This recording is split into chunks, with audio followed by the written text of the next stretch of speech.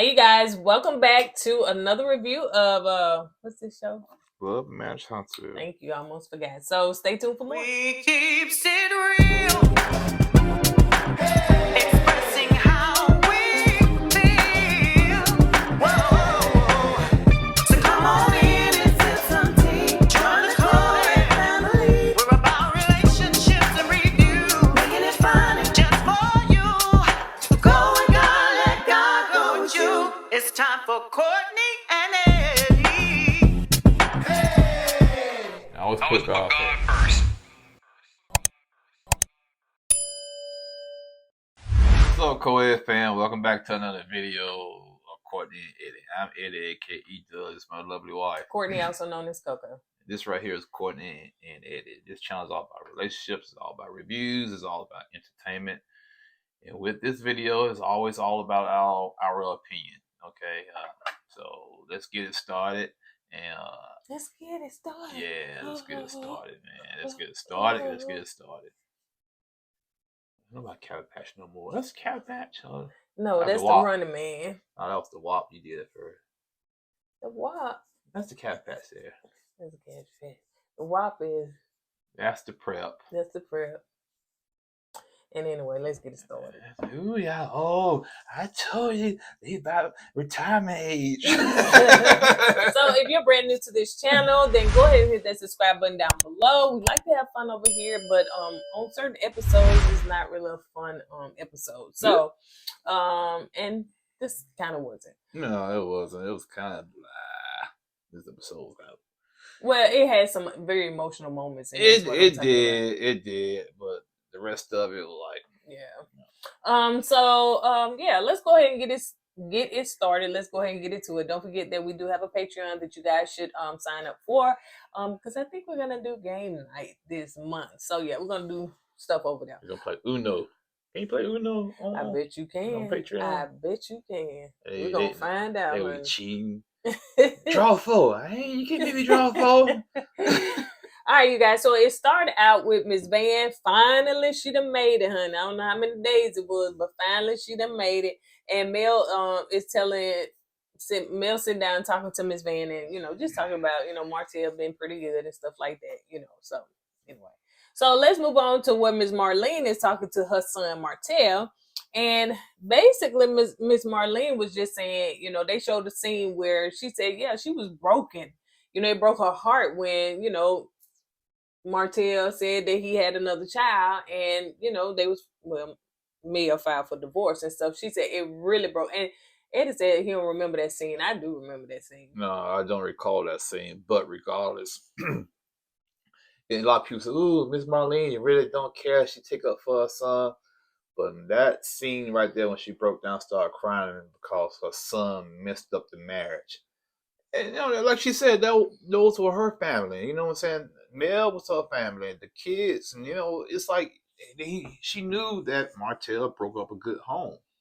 Even though Martell claims that Mel wasn't doing everything she should have, but he still broke up the home, and Miss Marlene took it to heart.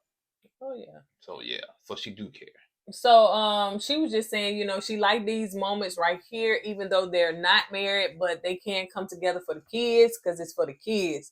So she said that's what's most important. That's right. It's all. She says that's what's most important. I've been saying that from day one. I know I heard a lot of flack from that other camp over there saying that Mel need her peace. She don't need to deal with Martell, But I kept saying they need to know how to co-parent for the kids' sakes. You know what I'm saying?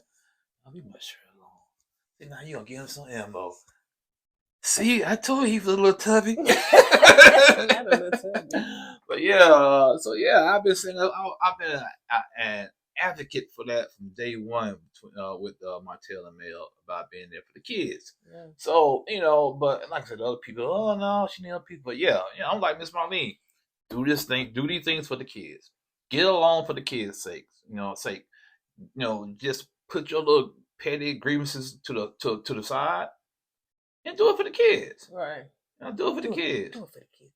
Yeah, like Martin Mara said. Martin Mara loves the kids. Yeah. So the next scene, they are going on a yacht. Ooh, this is nice. I am This is surprised. I am nice. surprised that Mel said that. This is nice. But she said, Martell, you ain't never been on no yacht before? Welcome to the good life, honey. Welcome to the good life. This is nice. That was straight up shade, man. She walks in and she was blown away about how the yacht looked. Okay, she was blown away. But turn around and take a dig at Martell. Well, you never been on a yacht before? I'm just saying, welcome to the good life. But you act like you never been on a yacht before. The way you was acting. I know she has, but I'm just saying the way she was acting. She has? She said she was on a yacht before, yeah. Well, so, yeah, honey, being on a yacht ain't no big deal, honey. Not at all. I done been on one before. It's all right. You know what I'm saying? So, yeah. I've never been on a yacht before, and I have no intentions of getting on one because I don't see the big deal about being on a yacht. Especially it's not my yacht. You know what I'm saying? That's right. Make it my yacht. Yeah, if it was my yacht, it'd be just totally different, man. It'd be totally different. What's funny is that they was like, oh, you're going to do a boat ride. Then we get the boat and yacht are two different things. We're going to do a boat ride. But then we get on, it's a yacht. So you got boat rides, you got yachts, you got things. cruises. Yeah. Ship cruises. Yeah. So anyway, Martell felt some type of way, you know, that she took that dig and stuff like that or whatever, because he said, this is nice. So anyway, the captain had to come and tell them, listen, Linda, honey, it's a storm of brewing. I was like, golly, what's that movie that was called The Storm? You remember when they was on of course they was on Gilligan Island? No. They would be shipwrecked on the island. No. Mel and the professor too. So, but anyway, it kind of reminded me of that. But so the kids were a little disappointed. They do not understand. Like she said, do you want to go on a boat ride or do you want to not be alive? Pretty much, you know what I'm saying? And what's so sad about it? That little child pondered about it. She had to debate that. Was like, I want to have fun. Yeah, I take a hard risk. So they had to wait until the storm, had to, pass over. But Mel said, listen, while we wait, we could do some karaoke. In fact, you could play my song. I tell you, want to hear my song? And he was like, Mel, pretty much, don't play. Like, stop it. Now, I'm just joking. All right. Y'all gonna come after me. That's fine. You know they ain't. Martell, in this episode, showed a lot of restraint and growth. He said it. Okay, he really did. Okay. Because Mel was poking and poking. She wanted to get a reaction out. She knew how that song was, how that triggers him. You know what I'm saying? Because it was talking about him cheating, the side chick. And you want to play it. I know you just joking, Mel, but you want to bring that up in front of the kids.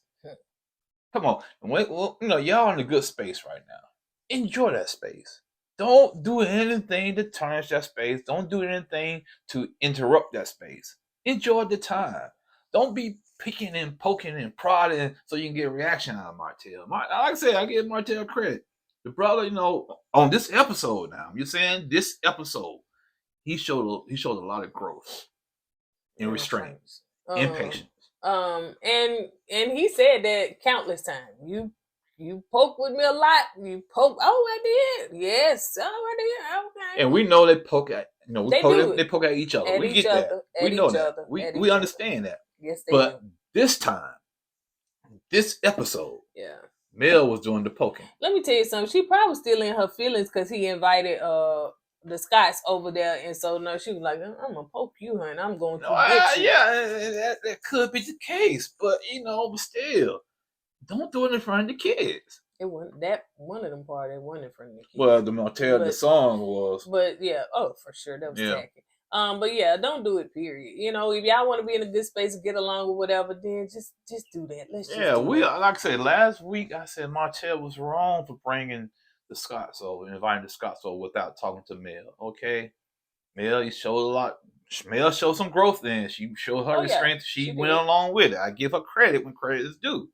But this time, let it go. Enjoy the rest of the time. Some things you got to overlook because you're not with this man now, and he's not with you. Do it for the kids.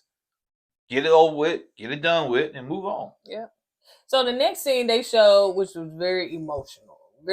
So they showed Maurice is coming over to visit Marceau, and he said, "I'm not sure if Tisha told you, you know, what's going on with Kimmy." And he just basically came out and said Kimmy got breast cancer. Now Marceau did say that Tisha did tell him, but I don't think she told him the depths of it, or he did inquire. Now let me say this: some people, you can tell them certain news, but honestly, they don't want to hear it being worse. They cannot handle it being worse. You know what I'm They saying? put their head in the sand. Yeah, and then they want to put it in a compartment, which makes them feel more comfortable because they don't want to have the thoughts of how traumatic it really and truly can be. Yeah. And that's probably what he kind of did.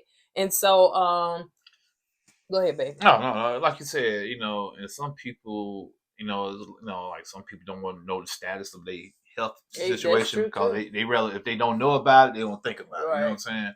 So to me, that was the situation Marceau was going through. You know what I'm saying? Yeah, Tisha told him, and he didn't inquire or he didn't dig deeper into the situation because, like you said, he didn't want to know anything about it. I think. But when Maurice came over, the brother Maurice has the world on his shoulders right now, in my opinion. You know what I'm saying? He's trying to stay strong in front of his wife. He's trying to stay strong in front of everybody he's around. Yeah. But inside, he's breaking down. Yeah. And that's, to me, it's a tough situation to be in. It is. But I'm with Marceau, man. You can't hold that stuff in. If you got to cry, let it out, man. Because what's going to happen is going to eat you up in the inside. And like I said, man, I give Maurice kudos because a lot of men probably walk away from a situation like this. You know what I'm saying? Because they don't know how to handle the situation, or they don't care to handle that situation. Yeah. Maurice did tell him that, is aggressive. And Marceau said, he said he could see the fear on his brother's face. Like, he's afraid, And Maurice said, I just got married, man. And then, now this, he was saying, and Marceau was just trying to encourage him, man. He said, excuse me, Maurice also said, he feels that he taking blame for it because, he was so adamant about pushing Kim into become a realtor, right? Yeah, going into real estate. Until it was an insurance gap or something like that. Yeah, I think she was trying to change insurances so she can go ahead and pursue the real estate thing. And somehow, like you said, it was a gap in the insurance. So I guess once a year, you women have to get a monogram. And she missed a monogram because of the insurance gap. And Maurice is taking the blame for monogram. What's monogram? Not no moneygram. Monogram. Monogram. Monogram money. Monogram. Monogram. Okay, monogram. Not moneygram. I know you say, I wish I can go to a monogram.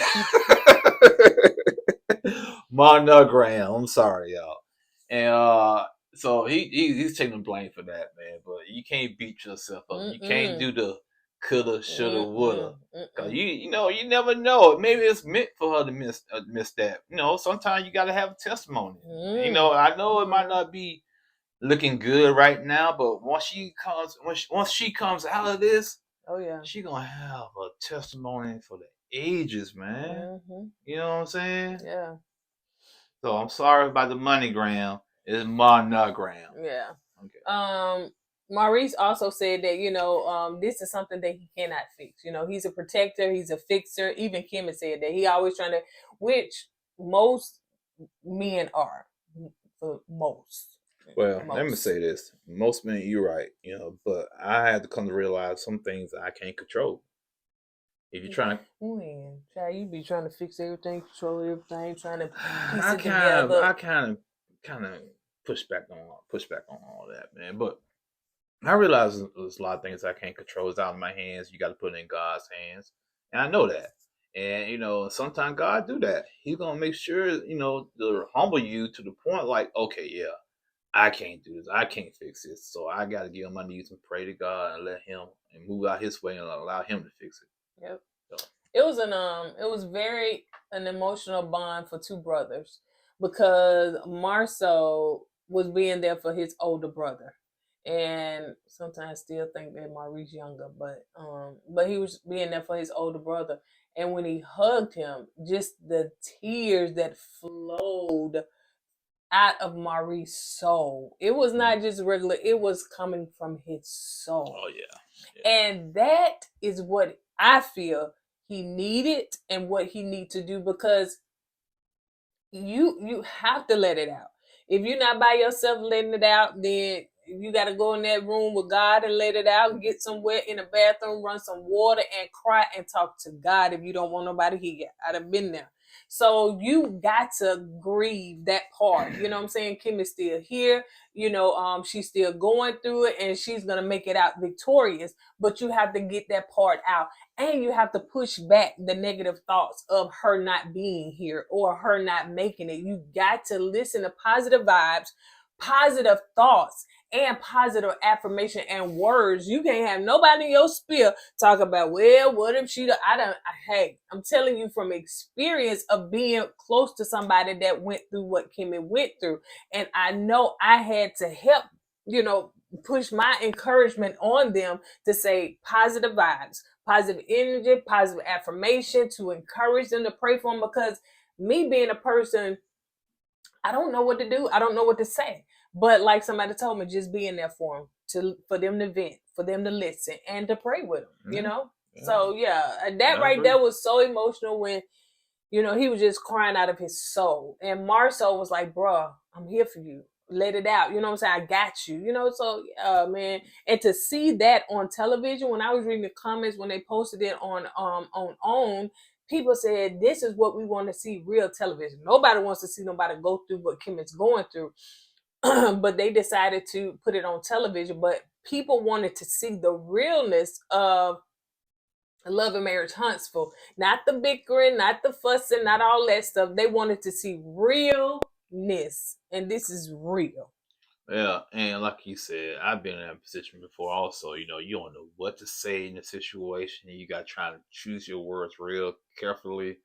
And you don't know what to say. You don't know. You know what I'm saying? All you can do is like being, trying to encourage them and try to be by their side, but the right words you really can't find sometimes. Right. So, but it was a good scene. It was a powerful scene. Yeah. A humbling scene. Yeah. And yes, men can cry. Okay, and it was good to see this strong brother crying because there's some things he realized he can't control. Yeah. Yep, and hopefully other people, men, will understand that it'd be so much weight on a man's shoulder just being a man. And being, especially a married man or a man in a relationship, a father. It's a lot on the women, but it's a lot on a real man's shoulder that have not abandoned his responsibilities. And when that weight comes on him and he feels like, I got to take this weight, man, you got to find you somebody to be able to release that to. And a lot of times it should be another man that you can be able, and that man holds you up. You know what I'm saying? So Maurice should be able to go to Marceau like, man, I'm having a bad day. Man, I'm feeling weak. And he should be able to hold his brother up. Yeah. All right, so let's move on to this is nice. All this? The yacht. So he going back to the yacht. So the storm has passed, and Miss Van said, "Oh, this is nice." She didn't say it like that, but anyway, I cannot help but say that. In their head, it was. In their head, it was sitting on the water, honey. We just nice. So it's Mel, Miss Van, and Martell. They all sitting out there, and they just having a conversation and everything. And so,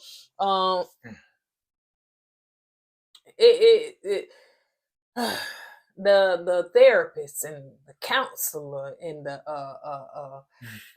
I'm trying to think of a bunch of words that comes and sits on Mel's shoulder. So now she is the counselor and the therapist. She got a PhD in therapist and psychology. Baby, she pulling all the degrees out. She got a psychology degree, therapist certificate, and yeah. And so Ms. Van said this is nice, and Martell said they got on the form of healing and stuff like that. He said I know me. Martell said I know that women need healing, but he was like, men need healing too, you know, and I'm in a good place and everything. So let's see.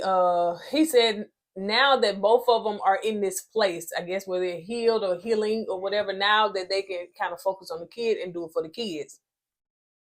Let's see. Mel said, how does oh yeah, Mel was saying that Martell was saying that Mel, you know, I even, you know, kind of like restrained myself because you took a lot of jabs at me, you know, during this vacation. She was like, I took a lot of jabs. He was like, yeah. And he went to naming some of them. But my thing was, let it go. Even the jabs, let it go. You know that when y'all both, let me tell you something. Some people, when they get in a space, they're going to be petty with each other probably forever and a day. It is what it is. But you have to ignore that stuff and move on. Well, yeah, you got, like I said, first of all, last week I gave Mel her credit and her dues. She when Martell invited Scott over, she kind of was a bigger person and rolled with it, you know. Same with Martell, because she did a lot of digging, picking, and poking this episode. So kudos to him. Like I said, you gotta overlook that stuff, man. Do it for the kids. Do it for the kids. That's my main statement throughout this season between them two. Do it for the kids. Do it for the kids. So Miss Marlene come out. Miss Marlene. Shut that door, honey. She come sit down. That little cup she had matching her whole outfit. You ain't lying, man. How would you get that from Dollar General? But anyway. Miss Marlene came down. She had in that cup, man. That's what I want to know, man. You already know. Because she said, I'm feeling good. I'm feeling good. Out here on the water, having a good time and everything. And here come the therapist poking with me. And that's what, okay. Mel, Miss Marlene was in good space.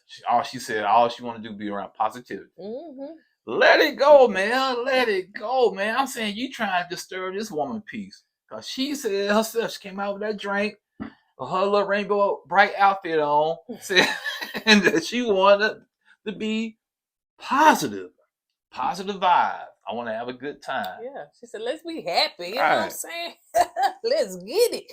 So Mel said, okay, let me ask you a question, Miss Marlene. Let me ask you a question, okay? Maybe it was production. No. Look, saying that my husband, no, I'm just saying, bring that up. Because I think that in that moment, Mel felt like that Miss Marlene was just kind of sweeping some stuff under the rug, which she basically saying, okay, is that, like, how was it growing up with you? Did y'all have a conversation? Did y'all communicate, or did y'all just sweep stuff up under the rug? Mel, I get it. You want to know. But to me, it was a bad timing. It really was. It was bad timing, man. You know, let people enjoy themselves. And once all this is over with and everybody get off the yacht and everybody settle down, y'all have a one-on-one. You know what I'm saying? Okay. Off camera, yeah. But this, to me, was bad timing. So she said, Miss Marlene said, listen, I was a single parent. So, you know, I had to do it for the kids. I think Martell said something. It was something about being bullied. And Miss Marlene said she told him get over it or something like that or whatever. And so, but Miss Marlene said one thing about y'all, your kids, they have two parents. They have two parents. That was not a privilege for her, you know. Right. So she didn't have that. So she had to work, leave the kids at home. She, you know, had to do what she had to do. Basically, the kids kind of raised themselves, man. I mean, Martell and his brother. So, and then Mel was finna go deeper. Even Miss Van said, listen. Yes.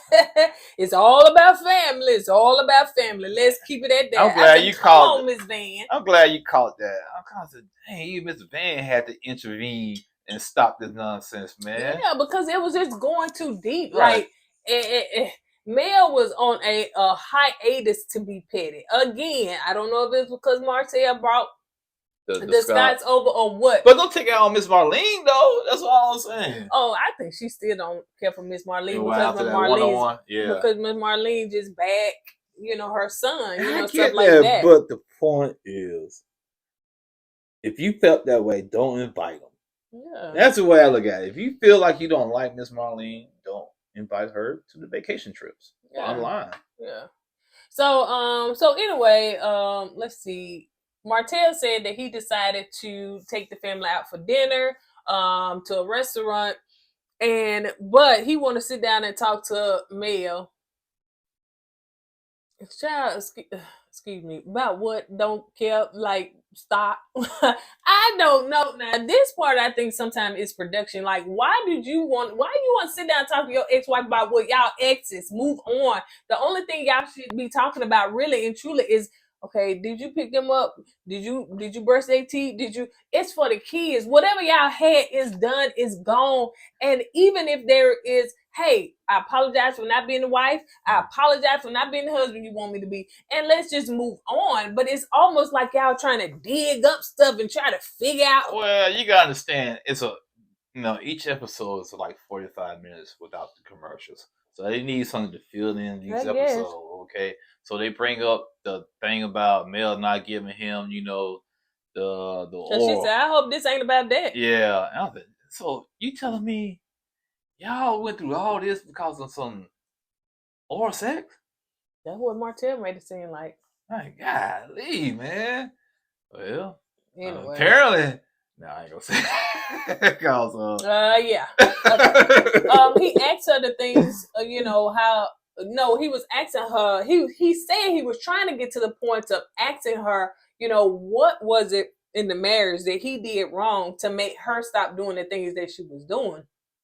She never answered that question. But I don't think he asked her. He was trying to, and she kept going around. I think he said she was shutting down or wasn't opening up to it or whatever. But to me, I'm like, let's move past it. Who cares? It's TV, man. And that's what it is. It's TV. They got to do this, man. Heck, next week they bring up Atlanta again. It's TV. And so, anyway, he asked her the things, how's things going so far? And she said it was good until you invited the Scotts, basically. She was like, so I said, I think that's probably why she's just being really petty with him. And she said, I'm not going to be around people that try to, tear me up, tear me down, and then you the ringleader, you team. And he was like, what are you talking about? She was like, yes, you're the team leader, the ringleader of the people trying to tear me down and stuff. So it started going left, honey. It started going left. And so anyway, it just was not going good. Martell said, well, regardless of all that, I apologize. I'm sorry. Well, first of all, he was saying, I think Mel said we need parenting classes. He did agree to that. And go ahead, baby. Oh, he was saying, he apologized for what he did in the marriage. He's, he understands why she feels the way she feels, and he's deeply sorry. He apologized. He said, I could apologize 100 times, and you deserve that. And so basically, he wanted to give her a real sincere apology. That's what it sounded like to me. Yeah. You know what I'm saying? And she said she received the apology. Yeah. And she said it with a smile. Yeah. And I believe she did. Yeah, I do. I believe he was sincere. I think that's part right there, that in between, the back and forth between them two, on that part, I think it was sincere. Yeah. I think it was genuine. I think it was, legit. And I think he was pouring his heart out to her and realized his flaws and mistakes, and she received it. Yeah. So, but like Mel said, she still don't think Martell is ready for her to go out on dates. Right. You got to the part yet? No, you can go ahead. You go ahead. Okay. And because last time she was on a date with somebody, he came and crashed the date or something like that. And to me, that was still fresh after their divorce, or was it going through their divorce? To me, it was still fresh. So, if Martell going out on dates and dating Sheree and stuff like that, that's all good. Then he should be okay with her dating somebody. So, but sometimes men still don't care. So in the next scene, it's still part of this. What Mel was saying in her confession is that she said, although there's no romantic relationship or no chemistry between the two, I still see chemistry. But she did say, don't see chemistry, right. Man. A blind man can see that, man. But she said that she hoped that they can get back to the friendship that they once had. They got married young, and they showed the pictures and everything. But they enjoyed having a friendship together. Well, they look like little kids when they got married. Yep, a lot of people do, honey. They get married young. That's why you wait to get married. We get married when you're 19, 20 years old, because you haven't lived life yet. You can't figure out what you want in life. You don't even know who you are. You're right. You don't, man. You married, now you tied to somebody at the hip now. Yeah. So so y'all don't know who y'all are. You don't know what y'all want to do in life. So y'all still trying to figure things out. Yeah. So figure things out first, and you get married. Yeah. Because a lot of times you don't even know what you want or what you deserve, Right. at a certain age, and a lot of times you're still selfish. Yeah, You're still selfish. especially if you're a dude, man. You still trying to figure yourself out, man. You try to figure out what kind of woman you want to be with, what kind of woman you like. What turns you on, and sometimes you gotta go through some things to figure that out. If you know what I mean. So yeah, I got married when I was 20, which was way too young. Well, anyway, yeah. From what I've seen in my experience is that when people get married young, when they get later in life, they feel like they're missing something. You know what I'm saying? Then when they start feeling like they're missing something, then that's when they have issues in their marriage. So yeah, be wise. Anyway, so let's move on to Mel and Martell. So it's the next day. The family finna get ready to leave, but Mel, baby, she should did go right on. Bye, y'all. Take the children with you, honey. Bye. I wonder why she stayed. I said, Mel finna have some company, honey, because look what she had on. Talking about what Martell was driving in, what he had on. Girl, look what you had on. You just like you finna go back to the swimming pool or to the ocean or the beach or something. Would you dress like that in front of little kids? With your kids? No, I wouldn't. But she had a swimsuit or something underneath. So. I know she has some, but still, it won't hide nothing. No. Well, I guess they're at the beach. You can do that, I guess. Anyway, so Mel and Martell talked. So they get ready to leave and said they had a good time and just talk about, them. You know what I'm saying? They had a good time. Hopefully they can do it again. Martell said, yeah, he wanted to know. This was when he said in confession he wanted to know what things went wrong, but Mel wasn't, ready to open up. Mel said, I hope that one day, we can vacate together. I may be married again. You may be married again and stuff like that. And maybe we just come together and, double date as a big vacation family. Nah, I ain't gonna work, man. The level of pettiness they have. They like to throw shade at each other. I don't think that would be a good idea. It really would have to be some growth and no feelings for each other. But just think about it. If they was do that, they bring their spouses on a vacation together. And you know how they like to poke at one another. The spouse might not sit there and allow that to happen. So they get involved, and then also it's a big mess now. Yeah. So Martell did say, I appreciate, Mel, that, you invited me and my mom on this trip.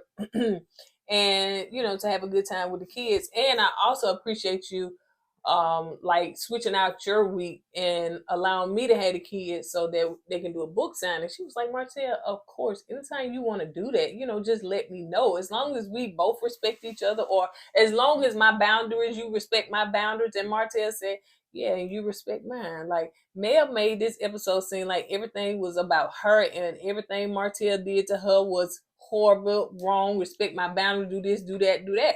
Like she had no fault in none of the stuff that she was doing.